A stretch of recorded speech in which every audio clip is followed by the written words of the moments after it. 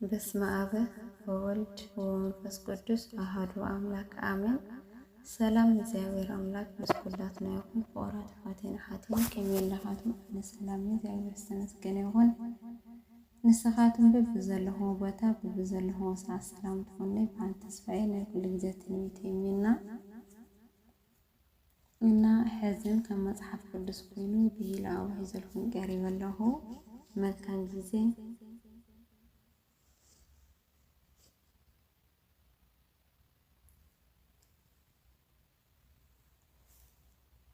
አባ ጳውሊ እቲ ካፈተና ዘሃድን ካብ እግዚአብሔር ዘሃድም ይውልና አባ ምስ የጸልም ነውስ ወከፍ ሰብ ብዛዕባ ሓጣቱ እንተ ዝዝክር ብዛዕባ ናይ ብጻይ ሓጣት ኣይምዘከረን ይውልና አቦና ቅዱስ አባ ማቃርስ ሓንቲ ሕማቃል ንሓደ ጥዑይ ሰብ ጨካን ትገብሮ ሓንቲ ልእምቲ ቃል እውን ንሓደ ጨካን ሰብ ጥዑይ ትገብሮ ይውልና አቦና ቅዱስ ቄርሎስ ሳድሳዊ ሓደ ሰብ ክሳብ ዝናሳሕ ኣይጽልን እየ ዝብል እንተኾይኑ ብፍጽም ኣይክናስሐን እዩ ምኽንያቱ ጸሎት ናብ ንስሓ ዘምርሕ በር ስለ ዝኾነ ይውልና አቦና ቅዱስ ዮሐንስ አፈወርቂ ጣዕሳ እታ እንኮ መንገዲ ንስሓ እያ ይውልና አቦና ቅዱስ አትኔቴዎስ ደቂ እቶም ክቡራት አቦታት ክትኮኑ እንተደሊኹም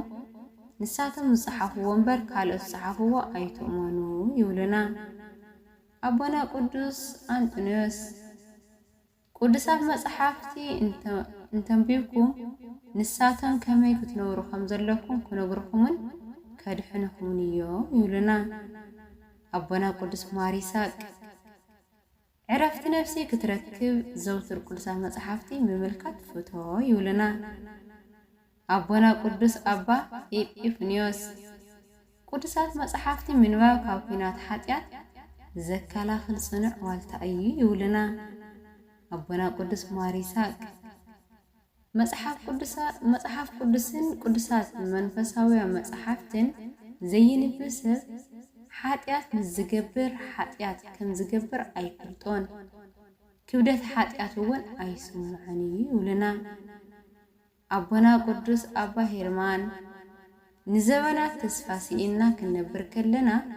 ኣብ መወዳእታ ዘበን ጎይታናን መድኃኒናን ኢየሱስ ክርስቶስ ሕይወትና ሞሊስና ስለዚ ክነመስግን ኢና ይውልና አቦና ቅዱስ ማሪሳቅ ጸጋ እንተተወሃወካ ብቲ ዝተወሃወካ ጸጋ አመስግን ዘይተወሃወካ ጸጋ ክትደሊልካ ነቲ ዝተወሃወካ ጸጋ ከይትስእኖ ይውልና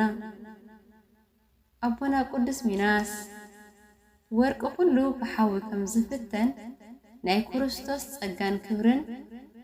ከይተፈተንካ ምርካብ ኣይከኣልን እዩ ናይ ዓለም ፈተና እሳት ቀልጢፉ ይሓልፍ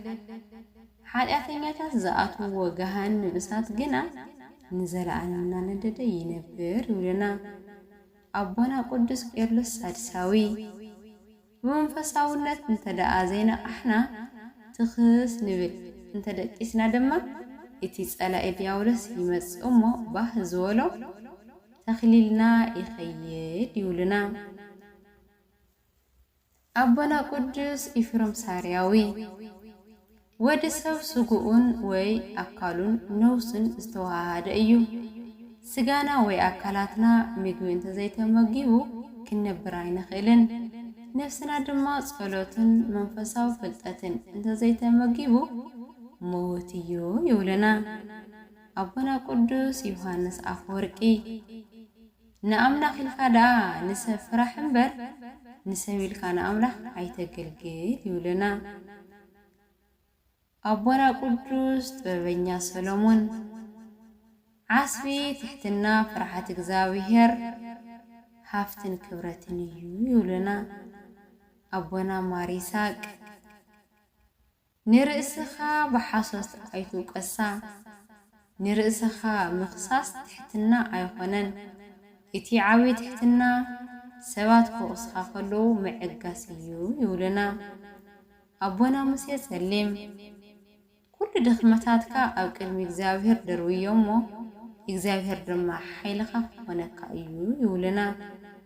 ኣቦና ቅዱስ ኣባ ቅዱስ ያዕቆብ ቃላት ጥራይ ኣየድልን እዩ ኣብ ግዜና ምስ ደቂ ሰባት ብዙሕ ቃል እዩ ዘሎ እንተኾነ ዘድየና ዘሎ ተግባር እዩ ምኽንያቱ እቲ ዘድሊ ፍረ ዘየፍሪ ቃላት ዘይኮነስ ፍረ ዝርከቦ ቃላት እዩ ይብሉና ኣቦና ቅዱስ ዮሐንስ አፈወርቂ መውዳቕ አዳማዊ እዩ ካብ ዝወደቅካዮ ዘይምትንሳእ ግን ሰይጣናዊ እዩ ይብሉና ኣቦና ቅዱስ ባስልዮስ ምኽሪ ኣይደልን እየ ካብ ምባል ዝዓበየ ትዕቢት የለን ይብሉና ኣቦና ቅዱስ አርሰኒዮስ ብዙሕ ብምዝራበይ ብዙሕ ግዜ ተጣዓስኩ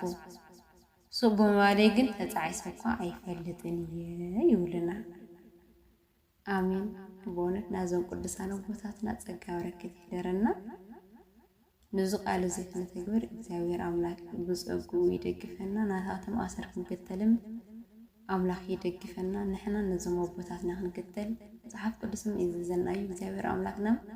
ትሕትና ይኹን ኩሉ ነገር ካብ ቦታትና ካብዚኦም ክንመሃርን ክንከተልን ይነግረናዩና ናታቶም እግር ክንከተል ለአቦ ለኦም ክንመስል አምላክ ብጸጉ ይምለና ብጸጉ ይደግፈና ኃይሉም ይሃበና መድኃኔ ዓለም ቦና ዝርኢ ንኦም ንክተል ዓይኑ ልቦናና ይብርሃናና በረከቶም ናይዘይ ቅዱሳን ቦታትና ይሕደረና الناس تبارك استقدس قين يقولنا استجابه أرمن قرات حواتي زوجة استرفى بأخو قدسان ملائكتي يتعرم اللي وصفات اللي جابه اللؤلؤ